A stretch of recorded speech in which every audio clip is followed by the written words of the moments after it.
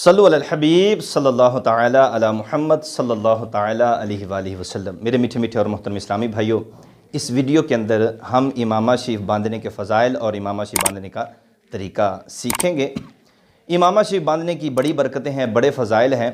सबसे पहले आदम अलैहिस्सलाम को इमामा शीफ बांधा जिब्राईल अमीन अलैहिस्सलाम ने। ग़ज़वा हुनैन, ग़ज़वा बदर और ग़ज़वा उहद के अंदर जो फ़रिश्ते नाजिल हुए थे, उन्होंने भी इमामा शीफ बांधा हुआ था। नबी अलैहिस्सलाम ने इरशाद फरमाया कि टोपी पर इमामा शीफ बांधना हमारे और मुशरिकीन के दरमियान एक इम्तियाज़ी अलामत है, और क़यामत वाले दिन इमामा शीफ बांधने वाले को हर पेज पर यानी हर बल पर एक नूर अता किया जाएगा। इमामा शीफ बांधना नबी अलैहिस्सलाम की सुन्नत है, और अरब वाले लोग जब किसी को सरदारी अता करते थे तो वो इमामा शीफ बांधते थे। आइए हम भी इमामा शीफ बांधने का तरीका सीखते हैं। आइए चलते हैं, इमामा शीफ बांधते हैं।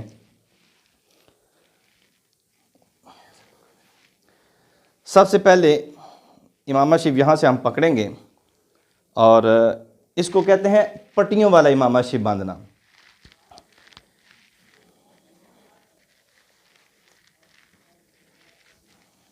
जितना हमने शिमला रखना है उसी हिसाब से हम देख लेंगे, और इसकी पट्टियाँ बनानी है अच्छे तरीके से, और इसको यूं हाथ के अंदर ले लेना ताकि ये पाँव के अंदर इमामा शीफ ना लगे।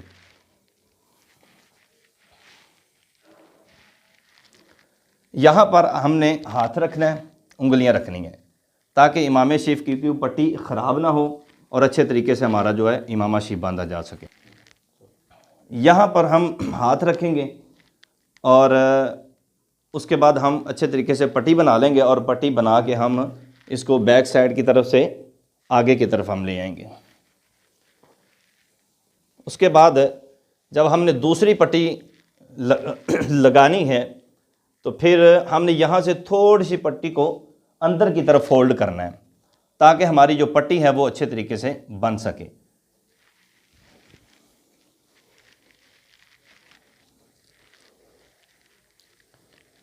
उसके बाद दूसरी पट्टी की तरफ हम चलेंगे, तो दूसरी पट्टी को भी हमने पहले अच्छे तरीके से बना लेना है ताकि कोई बल इसके अंदर ना आए।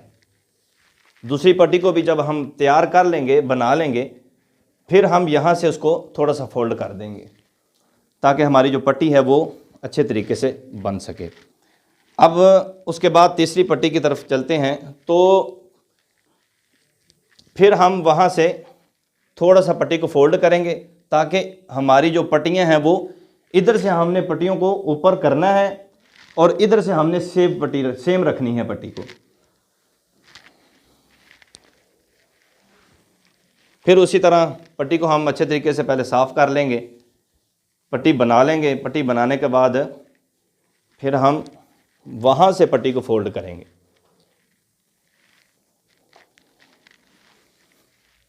अब आखिरी पट्टी है तो इसको हम अच्छे तरीके से बना के इसको हम फोल्ड नहीं करेंगे। पहली पट्टियाँ हमने सारी फोल्ड की हैं। फोल्ड करने का मकसद क्या था कि हमारी पट्टी सही तरीके से आ सके। अब हम पट्टी को फोल्ड नहीं करेंगे, इसको हम अंदर की तरफ कर देंगे पट्टी को। अब हमारी ऊपर वाली सतह कैप की रह गई है, टोपी की ऊपर वाली सतह बाकी है। अब हमारी ऊपर वाली सतह जो टोपी की है वो बाकी है, उसको भी हम कवर करेंगे अच्छे तरीके से।